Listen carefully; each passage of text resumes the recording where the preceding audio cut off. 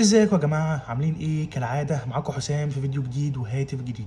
ناس كتير جدا طلبت في الكومنتات اننا نعمل مراجعة على هاتف ريدمي نوت 11 اس باعتباره واحد من افضل الهواتف في السلسلة دي. هنستعرض في الفيديو ان شاء الله مواصفات الجهاز كاملة وجميع المميزات والعيوب والسعر وايه اللي موجود داخل الكرتون عشان تقدر تقرر وتحدد اذا كان التليفون ده مناسب ليك للشراء ولا لا.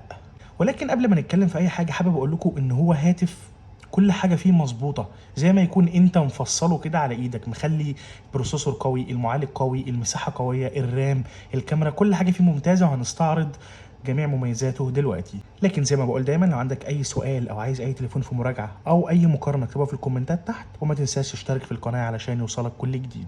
ريدمي نوت 11 اس بيجي بكاميرا 108 ميجا بكسل ومعالج ميديا تك مع بطاريه كبيره تصمد معاك طول اليوم، وكمان بتدعم الشحن السريع. دلوقتي هنفتح الكرتونه ونشوف بالظبط ايه اللي موجود جواها، وبعدين هنتكلم عن التصميم والمعالج والكاميرا وكل حاجه بالتفصيل. بسم الله الرحمن الرحيم، خلينا نفتح الكرتونة بتاع الهاتف.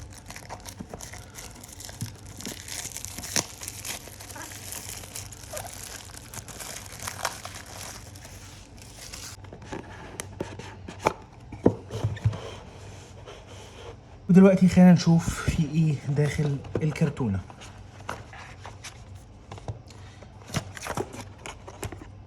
الهاتف طبعا موجود واير الشحن اللي هو يو اس بي تايب سي لان التليفون بيدعم الشحن السريع، وادابتر الشحن اللي قوته 33 واط او السرعه بتاعته 33 واط. وهنا كده اعتقد هيكون فيه الدبوس المعدني، طبعا زي ما انتم شايفين الدبوس المعدني، الكفاله بتاعت الجهاز، كتيب التعليمات، وطبعا كفر شفاف. طيب ده اللي كان موجود داخل الكرتونه. تعالوا بقى نتكلم على التصميم نفسه بتاع الهاتف والتليفون بتاع الهاتف، وليه التليفون ده واحد من اعظم التليفونات اللي موجوده في السلسله دي. نبدا بالتصميم وخامات التصنيع. الهاتف بيجي مع ظهر بالوان متدرجه زي ما انتم شايفين، والفريم بتاعه حاد، تحتوي على زر الباور، ازرار التحكم في الصوت، وهنا منفذ الشحن اليو اس بي تايب سي، السماعات الخارجيه اللي هي ستيريو هنتكلم عنها بالتفصيل، والدرج بتاع الشرائح اللي بركب فيه الخطوط، وطبعا زي ما انتم شايفين بروز الكاميرا بتاعه الظهر. اما بالنسبه للواجهه الاماميه ففيها ثقب للسيلفي زي ما انتم شايفينه، وحافه الشاشه السفليه كبيره شويه، او بمعنى اصح اكبر من باقي الحواف. اما بالنسبه للالوان بتاعه الريدمي نوت 11 اس فهو بيجي بلون رمادي نفس اللون اللي معاه ده، وبيجي بلون ابيض، واللون الثالث اللون الازرق. وزن التليفون خفيف جدا والتليفون سليم، وزنه 179 جرام. النوت 11 اس بيدعم شبكات الاتصال الجيل الرابع والثالث والثاني. تقدر تركب شريحتين اتصال من نوع نانو سيم في المكان ده، خطين في نفس الوقت. معلومه كمان مهمه على ما الجهاز يفتح بخصوص النوت 11 اس هو ان التليفون مقاوم لقطرات الماء والغبار بمعيار الاي بي 53، يعني التليفون يتحمل قطرات الميه والرذاذ، طبعا شرط انها تكون ميه عذبه ولكن ما هياش ميه بحر. ودلوقتي خلينا ننتقل لحاجه مهمه جدا في النوت 11 اس وهي الشاشه بتاعته. خلينا نتكلم على الشاشه. زي ما انتم ملاحظين الشاشه رايقه جدا والوانها زاهيه. ليه؟ اول حاجه هنبتدي بيها هي حجم الشاشه. حجم الشاشه ده 6.4 انش، نوعها بقى اموليد، علشان كده الالوان بتاعتها جميله ودقتها عاليه، 1080 في 2400 بكسل بكثافه بكسلات 409 بي بي اي بكسل في البوصه الواحده. اما بقى اقصى سطوع للشاشه فهو 1000 شمعه، والجميل ان ده بيخليك تستعمل التليفون تحت اشعه الشمس القويه بدون اي قلق. طبعا معدل تحديث الشاشه عالي لانه 90 هرتز، والجميل كمان ان الشاشه دي عليها طبقه حمايه من الجوريلا جلاس 3 علشان تحمي التليفون من الصدمات. الشاشه بتاعت الريدمي نوت 11 اس بتستحوذ على 85% من الواجهه الاماميه للموبايل. دلوقتي خلينا ننتقل لحاجه مهمه جدا لازم نتكلم عنها بعد الشاشه على طول، وهي المعالج بتاع التليفون. التليفون سريع جدا، الدخول والخروج من البرامج سريع. وده ليه؟ لان المعالج بتاع الهاتف من شركه ميديا تك هو ميديا تك هيليو جي 96 معماريه 12 نانو، طبعا اوكتا كور. الريدمي نوت 11 اس بيعمل بواجهه تشغيل ام اي يو اي 13 الاحدث المبنيه على نظام اندرويد 11. البصمه بتاعت التليفون هنا كده مدمجه في زر الباور. ابدا اقدر اخلي بصمه الاصبع بتاعي مكان زر الباور. بالنسبه لمساحه التخزين فهو بيجي بمساحات مختلفه، يعني مثلا عندك على سبيل المثال عندي المساحه دي 128 جيجا مع 6 جيجا رام، وفي نسخه تانية 64 جيجا مع 6 جيجا رام.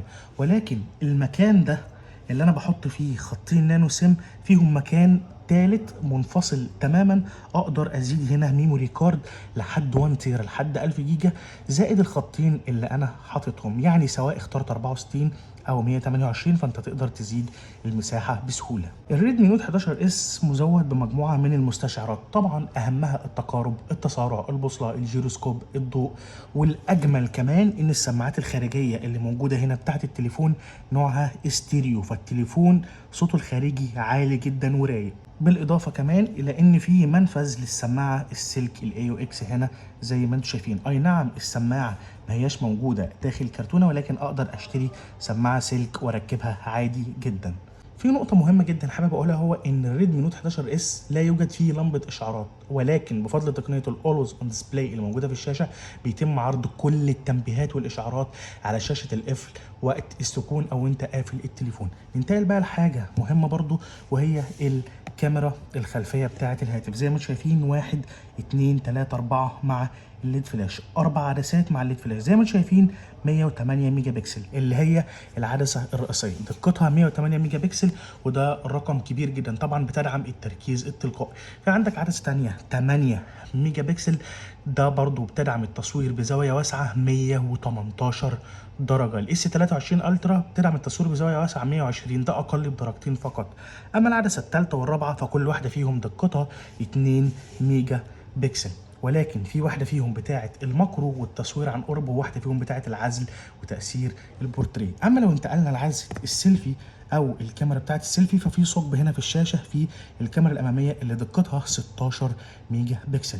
لكن لو هتصور فيديو بالكاميرا الاماميه دي او هنتقل للكاميرا الخلفيه فاعلى تقنيه معاك 1080 بكسل اللي هي فول اتش دي. طبعا الكاميرا الخلفيه لو فتحنا الاعدادات هنلاقي فيها بعض المميزات المهمه اللي موجوده في اغلب الهواتف، زي مثلا البورتريه، زي الاتش دي ار، التصوير الليلي، البانوراما، الماكرو. الحاجات دي كلها اقدر اتحكم فيها من خلال الاعدادات بتاعه الكاميرا. خلينا نروح للبطاريه بتاعه الريدمي نوت 11 اس. البطاريه دي غير قابله للازاله، حجمها كام؟